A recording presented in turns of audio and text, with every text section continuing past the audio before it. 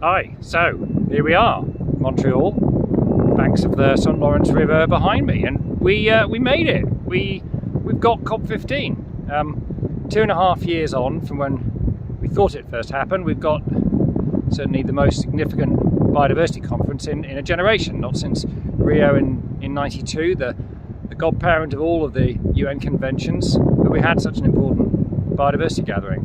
It's exciting to be here. I'll just turn around so you can see there behind me is Montreal city centre, where the convention centre is.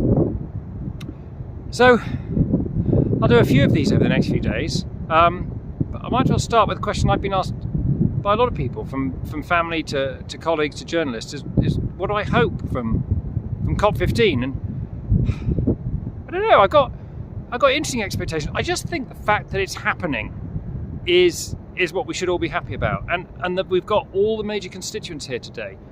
We don't just have, it's not NGOs talking to academics, it's not politicians talking to politicians, it's not business to business. We've got everybody here these couple of weeks, and that's almost unprecedented. It might be unprecedented. It's only unprecedented in my time, which also happens to be 30 years in conservation. So that alone is a great start. We should start getting some coverage, some conversations going this time round. Now, maybe that's all we need. We need this to kickstart biodiversity COPs to be as influential, hopefully, as climate COPs. Let's not get into the conversation about how influential climate COPs are. So that is a good thing to start with.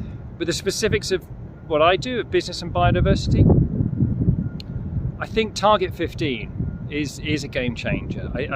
Regardless of what comes out of the final negotiations, and there have been some ongoing discussions in the halls for the last 3 days that have made progress of sorts, and we'll wait and see how that plays out. But just getting something on Target 15 in the GBF, that's a game changer.